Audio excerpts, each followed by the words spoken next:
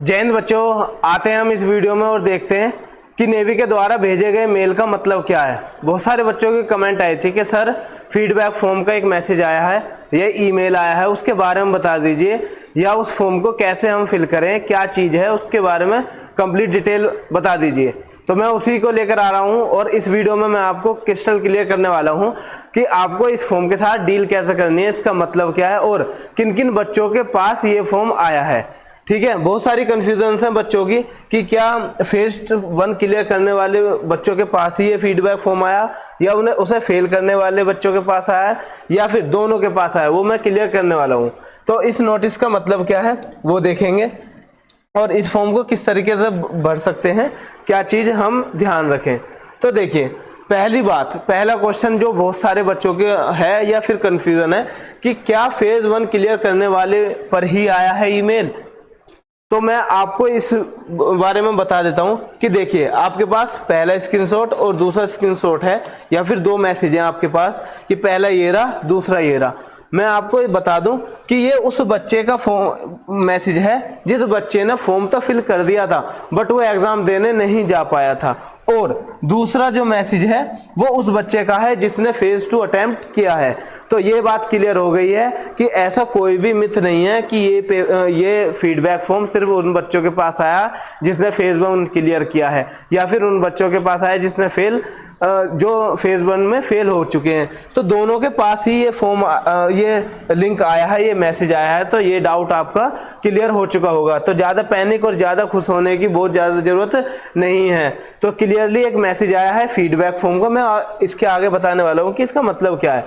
तो देखिए, पहले मैं आपको बता दूं ये फॉर्म फिल कैसे करना है और फिल करना भी है या नहीं करना। देखिए, ये आपके ऊपर है, फिल कीजिए मत कीजिए, आपकी मर्जी। बट मैं आपको ये बता दूं, जो फिल करना चाहते हैं वो इस तरीके से फिल कर सकते हैं जैसा कि मैं आपको बता रहा हूं। देखिए, कैसे फीडबैक फॉर्म फिल करें। फर्स्ट ऑफ ऑल, आपके पास ईमेल पर कुछ इस तरीके से सपोर्ट इन करके मैसेज आया होगा, आपने क्लिक किया और इस तरीके से आपका इनबॉक्स ओपन हुआ, मैसेज ओपन हुआ। और यहाँ देखिए, जो आपका ये लिंक है, आपने इस लिंक पर क्लिक किया होगा। ठीक है, उसके बाद इस तरीके के कुछ क्वेश्चंस ओपन हुए होंगे। तो कितने क्वेश्चन थे? टोटल 12 क्वेश्चन थे, जिसमें 11 ऑप्शनल थे और 12 था लिखने के लिए कि आप इसमें अपनी तरफ से कुछ भी टाइप करके लिख सकते हो।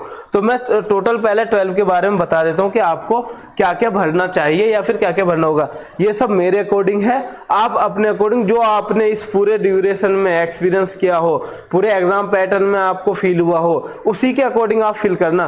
कोई दिक्कत नहीं है, ना तो इससे आपको कुछ मिलने वाला हो, ना ही आपका इससे कुछ जाने वाला है। ठीक है, तो आपको वही फील करना है जो आपको एप्रोप्रिएट लगे। बट मैं आपको एक इशारा बता देता हूँ, एक डायरेक्शन बता देता हूँ कि आप कंफ्यूज ना हो। देखिए, पहला क्वेश्चन, यहाँ पर जब आप देखोगे तो यहाँ आपका नेम लिखा होगा और यहाँ पर ईमेल आईडी, जिस ईमेल पर ये मैसेज आया है या फिर जो मेल आपने फॉर्म में फिल की थी। तो देखिए, फर्स्ट क्वेश्चन है, how did you come to know about Indian Navy's Agniveer recruitment process. मतलब आपको अग्निवीर का जो प्रोसेस चल रहा है नेवी के लिए, इससे किससे पता चला।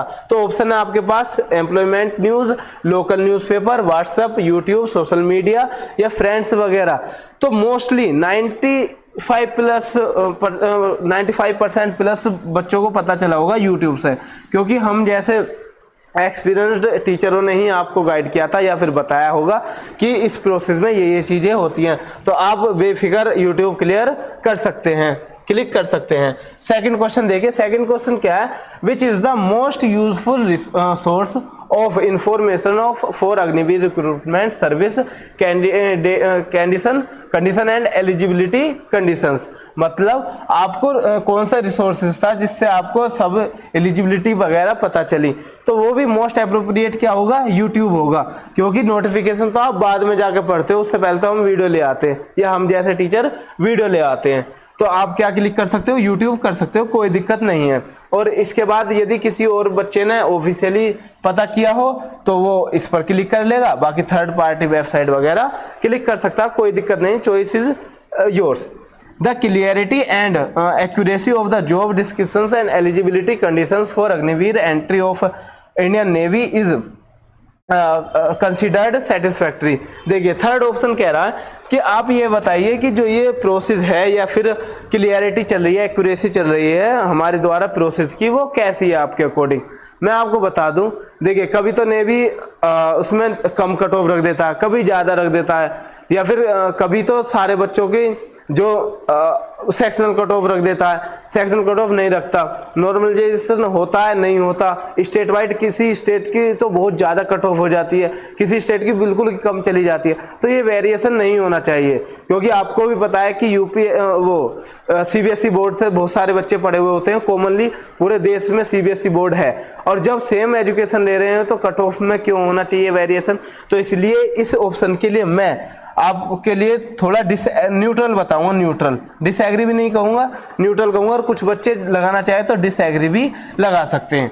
आगे देखिए फोर्थ क्वेश्चन, थर्ड तो हो गया, फोर्थ देखिए, inclusion of diploma vocational subject after 10th standard has been effective at providing opportunity to these candidates to appear for Agniveer recruitment.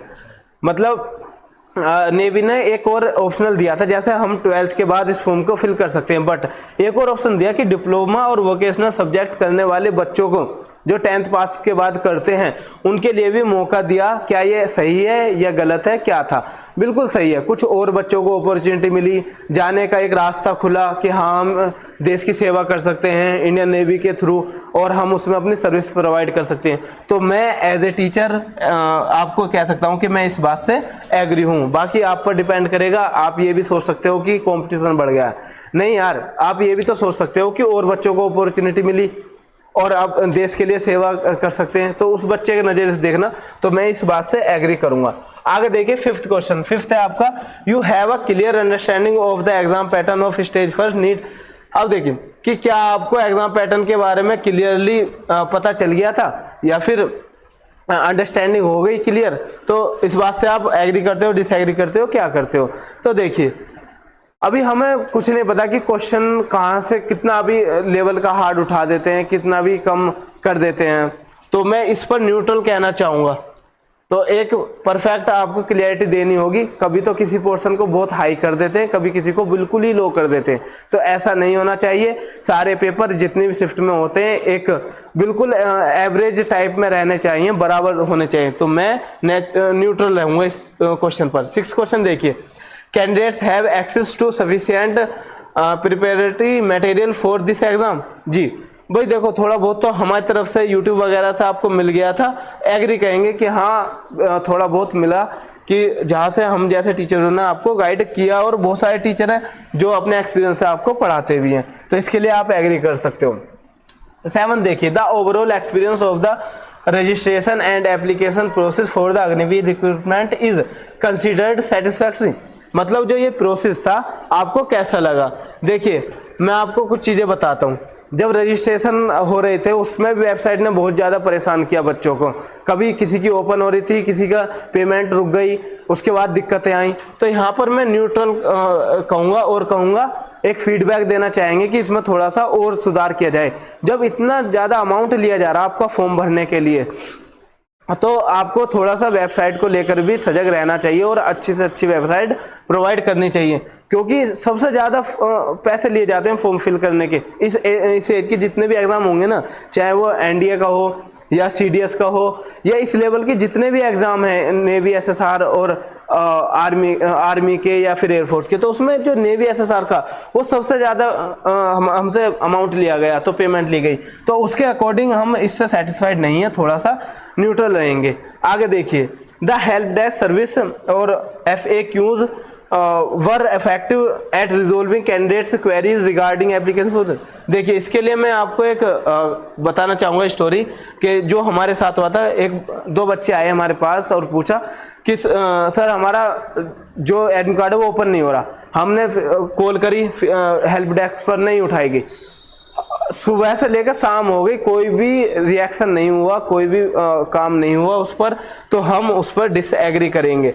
तो हेल्प डेस्क में सुधार होने की आवश्यकता है, इसको मेरी तरफ से हम डिसएग्री लगाएंगे। बाकी आप अपनी मर्जी से लगा सकते हो। यदि किसी की तुरंत हेल्प होगी हो तो एग्री कर देना, और जिसके साथ दिक्कत आई हो डिसएग्री कर देना। उसके बाद देखिए 9 the verification process was effective eight resolving error document detail cleared by the candidate. देखिए, जब हम एग्जाम सेंटर पर गए, यानी कि बच्चे जब एग्जाम सेंटर पर गए तब भी बहुत दिक्कत आई। तो मैं नेवी को एक अपनी तरफ से सजेशन देना चाहता हूँ, या फिर एक थोड़ा सा कह सकते हैं रिक्वेस्ट है कि आप इतना हार्ड पैटर्न मत रखिए एंट्री का कि आप बच्चों की शर्ट उतरवा दे रहे हो, पैंट उतरवा दे रहे हो। क्यों भाई, इतना तो यूपीएससी के एग्जाम में भी नहीं होता, और इतने बड़े हाई लेवल आईएएस पीसीएस के एग्जाम में भी इतनी हार्डनेस नहीं होती जितने आप एक छोटे से एग्जाम के लिए करते हो। भाई औरों के अकॉर्डिंग तो ये छोटा ही एग्जाम है, तो आप थोड़ी इसमें बच्चों को रियायत दीजिए। यदि बच्चों की थोड़ी गलती हो जाती है तो उसमें फॉर्म फिल कराकर आगे बढ़ाइए, और आप अपने इक्विपमेंट सही कीजिए ना, जो डिटेक्शन कर सकें कि कैमरा है या कोई इक्विपमेंट बच्चा लेकर आया है या नहीं लेकर आया। तो डिटेक्शन का जो इक्विपमेंट है उसे सही रखिए। आप अपना बच्चों पर ब्लेम मत कीजिए कि शर्ट उतरवा देंगे या फिर टी शर्ट हटवा देंगे, जूते बिल्कुल चेक कर रहे हैं उतरवा कर। तो आपको थोड़ा सा इसमें ध्यान देना होगा। तो इससे हम डिसएग्री करेंगे कि हाँ थोड़ा सा डिसएग्री था। अगर किसी बच्चे के डॉक्यूमेंट में कोई गलती है तो आप उसको मौका दीजिए ना, कि जब आप स्टेज 2 के लिए आए तो सही तरीके से करके लाएं, इस बार एग्जाम दे सकते हो। तो चलिए 10th क्वेश्चन देखते हैं। बिल्कुल मैं नेचुरल लेवल पर बता रहा हूँ मैं ये सारी चीज़ें, और वो सारी चीज़ें बता रहा हूँ जो मैंने बच्चों के साथ एक्सपीरियंस करी हैं या बच्चों ने मुझे बताई हैं। यदि आप इससे डिसएग्री करते हो तो आप मुझे भी फीडबैक दे सकते हो कमेंट बॉक्स में, और एग्री करते हो तब भी आप अपने मन की बातें लिख सकते हो। The correction window provided post closing at the application window was useful for undertaking corrections to the details submitted during the application process। देखिए, जब आपका एग्जाम फॉर्म फिल किया गया था उसके बाद करेक्शन डेट आई थी कि इस तारीख को आप करेक्ट कर सकते हो, कुछ चीज़ें गलत हुई हो, यानी कि बच्चे ने कुछ अपना स्टेट गलत भर दिया हो, अपने डेट ऑफ बर्थ गलत भर दिया हो। तो ये मुझे बहुत ज़्यादा अच्छी लगी, स्ट्रॉन्ग एग्री कहेंगे हम इस बात से कि आपको तो भाई टेक्निकल चीज़ें हैं, कभी हमारे जो कैफ़े वाले भैया होते हैं उनसे गलतियां हो जाती हैं, या हम खुद फॉर्म फिल करते हैं तो हमसे भी गलती हो जाती है, तो तब हम उसको सुधारें कैसे। तो उसके लिए ये बहुत अच्छा ऑप्शन था, हम इसके लिए स्ट्रांगली एग्री हैं। देखिए, the overall accessibility and user friendliness of the online application registration portal was satisfied. भाई मैं पहले बता चुका हूँ, न्यूट्रल रहेंगे, थोड़ा सा डिस्टर्ब किया था वेबसाइट को यूज करने की। अब आते हैं 12 पर, ये बहुत ज़्यादा इंपॉर्टेंट है और सभी बच्चे इस चीज़ को ध्यान रखो। और इसमें जो मैं कह रहा हूँ ये बात तो डालनी है, लिखनी है, और इसके अलावा जो आप मन चाहे हो भर सकते हो कि 200 वर्ड हैं, आराम से लिखो कि क्या any other comment issues please specify. मतलब आप अगर इसके साथ कुछ अपनी तरफ से एडिशनल देना चाहते दे सकते हो। तो पहली चीज क्या कि अग्निवीर को खत्म ना करके इसमें थोड़ा बहुत और ज्यादा सुधार किया जाना चाहिए। मतलब बिल्कुल ही खत्म तो अब हो नहीं सकता, आपको भी पता है, बट इसमें बहुत ज़्यादा सुधार होने चाहिए, चाहे वो सैलरी को लेकर हो, चाहे वो ड्यूरेशन को लेकर हो, चाहे वो आफ्टर डेथ हो कि मतलब शहीद का दर्जा हो, या फिर बहुत सारे और फैसिलिटी प्रोवाइड की जानी चाहिए, और एक सेटिस्फैक्शन देना चाहिए या एक श्योरिटी देनी चाहिए कि आपको 4 साल के बाद इस टाइप की डिग्री मिलेगी, इतने % बच्चे सेलेक्ट मान जाएंगे। तो उसको 25% से उठाकर 75% या फिर 70+% को परमानेंट करना चाहिए। तो ये तो आप मेरी तरफ से क्लियर कीजिए कि 70% प्लस हम परमानेंट कीजिए, उसके बाद सोचेंगे हम आगे, ठीक है। उसके बाद ये आप कैप्चर भरकर और सबमिट कर सकते हो अपना फीडबैक। क्लियर है। अब ये फीडबैक है क्या, आप सुनिए। मैं भी क्लास करते हुए आपसे क्या कहता हूँ कि जी आप अगर इस क्लास में आपको कुछ कमी लगी हो, अच्छा लगा हो, बुरा लगा हो, कुछ गलती मिली हो, तो आप कमेंट बॉक्स में बता सकते हो। तो वो क्या है, एक तरीके का फीडबैक है। वैसे ही नेवी ने अपना फीडबैक मांगा है कि जो हम प्रोसेस करा रहे हैं कि उसका फीडबैक क्या देना चाहते हो। डरने की ज़्यादा जरूरत नहीं है, आप अपने हिसाब से जो आपने एक्सपीरियंस करा वो बता सकते हो। इसके बहुत ज़्यादा इफेक्ट होते हैं, क्या होते हैं वो देखिए। किन बातों का ध्यान रखें। पहली चीज़ कि इस बात का इफेक्ट होगा, क्या होगा कि जितने ज़्यादा बच्चे फीडबैक देंगे जिसके अकॉर्डिंग, उसी के अकॉर्डिंग जो ऑफिसर बैठे हैं हाई लेवल पर, चाहे वो मिनिस्टर हो, चाहे उनके सब मिनिस्टर हो, सब आपकी हेल्प करेंगे, उस चीज़ में सुधार होगा, कन्फर्म होगा। 100 में से यदि 70 बच्चे किसी इशू को बता रहे हैं उसमें करेक्शन किया जाएगा। तो बहुत अच्छे तरीके से रियल एक्सपीरियंस के साथ आपको फिल करना है। अब देखिए क्या होने वाला है इससे। जी बिल्कुल, क्या होगा यदि आप अग्निवीर को बार बार टारगेट करोगे कि हाँ इसको थोड़ा सा और बढ़ाया जाए, इसमें फैसिलिटी बढ़ाई जाए, तो जरूर कुछ ना कुछ सुधार होगा और ज़्यादा परमानेंट की तरफ जाएंगे। ठीक है, ये तो था हमारी डिटेल कि अग्निवीर या फिर इस फीडबैक फॉर्म के बारे में कि कैसे कैसे हम फिल करें। अब मैं आता हूँ, यदि आप इंग्लिश फेज 2 के लिए इंग्लिश कवर करना चाहते हो, अच्छे तरीके से इंग्लिश को पास करना चाहते हो, तो हमारे चैनल पर आपको इंग्लिश के लिए कमांडो सीरीज, टॉप 100 सीरीज और देखिए टेलीग्राम पर आपको कंप्लीट पीडीएफ और इस तरीके की वोकेबलरी प्रोवाइड की जा रही है। यदि आप जुड़ना चाहते हैं, आपको अच्छा लगता है, तो आप इससे जुड़ सकते हो और आगे अपने फेज 2 को क्लियर कर सकते हो। इसमें आपको एनडीए, एयरफोर्स, नेवी तीनों चीज़ों के लिए अच्छे तरीके से गाइडेंस मिल जाएगी और जितनी भी नोटिफिकेशन आती हैं, जितने भी इशूज़ होते हैं, हम आपको क्लियर कर देते हैं। ठीक है, अब हम इस वीडियो में इतना ही करते हैं, अगली वीडियो में मिलेंगे, तब तक के लिए धन्यवाद। जय हिंद।